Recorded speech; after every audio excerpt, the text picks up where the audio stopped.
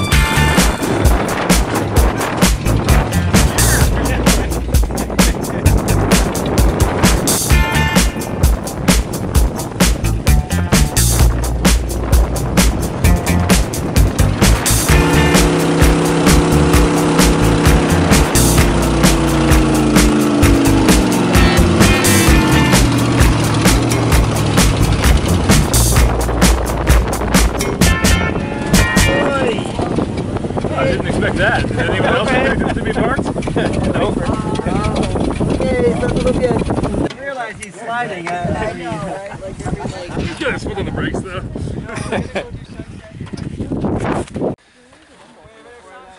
Walking up there is not as easy as it looks.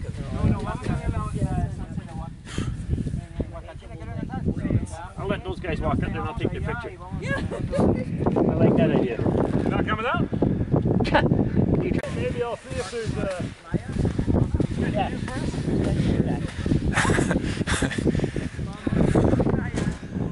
That's how it works. Hi, Fred. Hello, guys. And then there's a moon.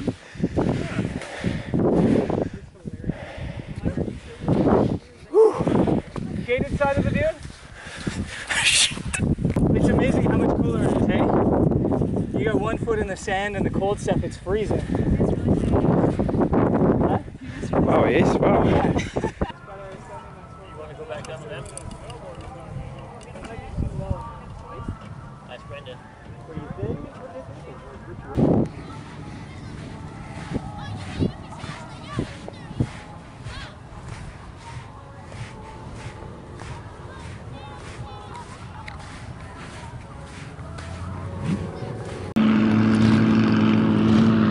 The last time we were here, I really liked when the sun came down. After the sun came down, the lights of town came on. Yeah, that's when it was really good. We got some nice clouds over here.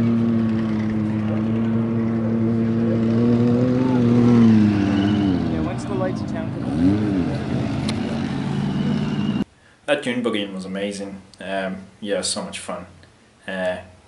Got airborne from a seat a few times, which was pretty fun. We stopped off on some of the dunes to take some photos, obviously, and then just as the sun was setting, we stopped off up high, looking down over onto the Oasis down below to take some sunset photos there. I don't know if I got some decent photos, but as you may be able to tell from previous photos, when I talk about my own photography, I'm pretty hard on myself, and most times I come away thinking, yeah, didn't really get some particularly good photos, but I think there might be some decent ones there. Okay, I got a couple of tips from Brendan, which was helpful. I'll show some of the photos now, and then I'll share some of the stuff that Brendan was talking about.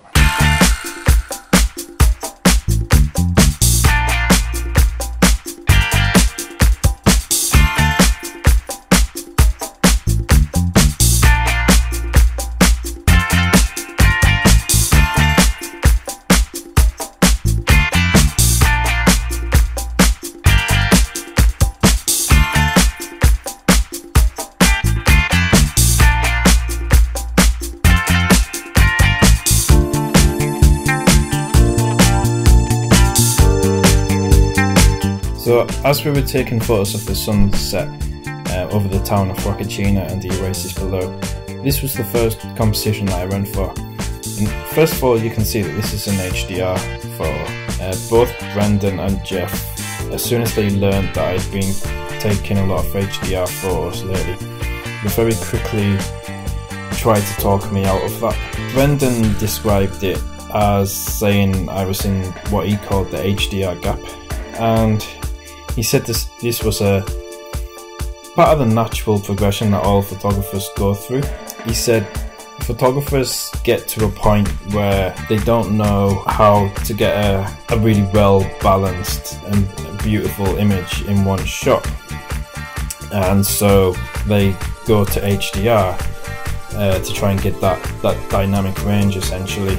And Brendan's advice to get out of this HDR gap was to start using grad ND filters. Obviously they allow you to darken the sky, so you're not overexposing the sky or underexposing the foreground, so you get a more balanced exposure in a much more natural way than you do with HDR photography.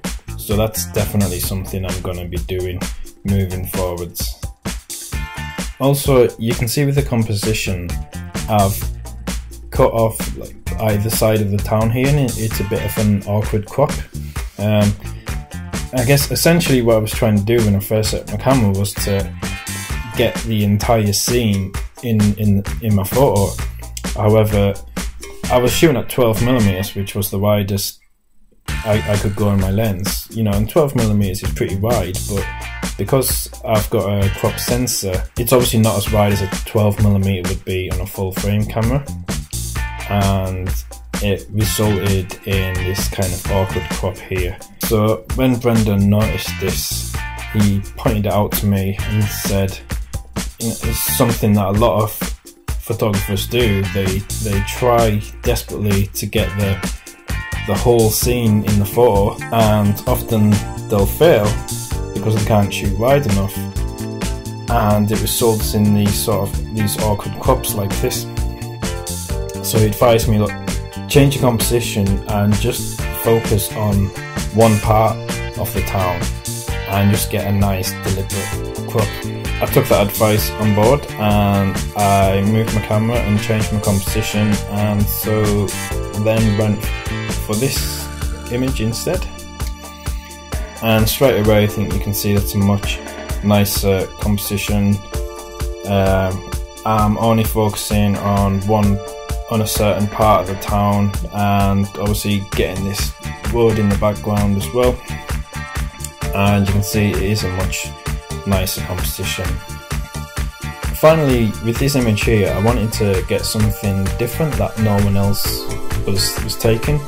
Obviously everyone in the group were all focusing on the town below and getting pretty similar photos. And obviously I'd gotten that shot, but then after that I wanted to get something different.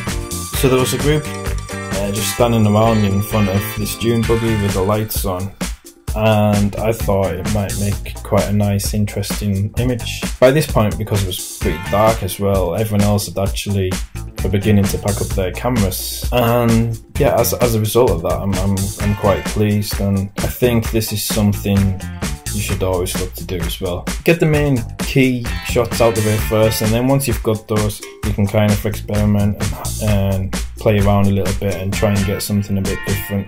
I've just got back from dinner now, and it's been decided that Brendan and Jeff are going to take people out to photograph stars tonight for those that are interested.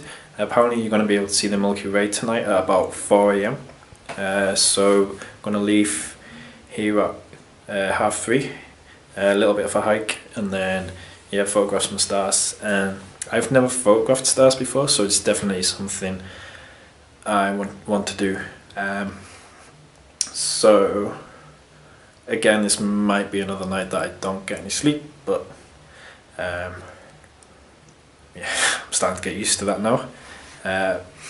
But yeah, I'm either gonna sit up, and I got so much stuff to edit still, so I'm either going to do that or maybe I'll try and get some sleep, but we'll see. But I definitely don't want to miss it because it'd be cool to do some stars.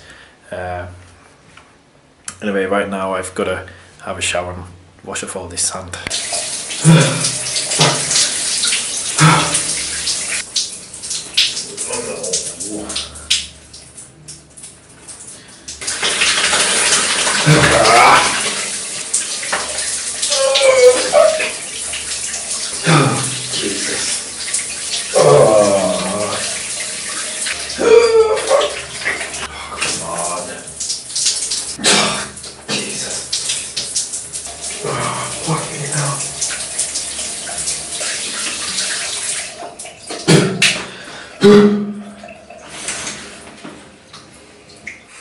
So I think hot water might be a bit of a luxury in Peru, and there was no hot water to that shower at all. When you turned the hot tap, like within like 3 seconds, there'd be no water pressure at all. Nothing would come from the shower head.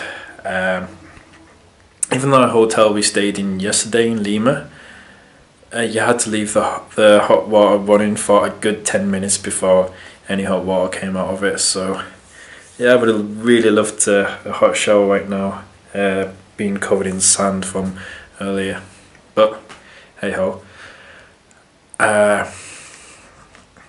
It's actually all the places we're staying in as well are 3-star hotels. I think they might have a different star rating here in Peru, but anyway, not to worry. So now I'm gonna try and do a bit of editing, and then it's about 9:30 now at night, so I'm gonna try and do a bit of editing, and then hopefully if I get a good amount of work done, then hopefully I can get a little bit of sleep before photographing these stars tonight.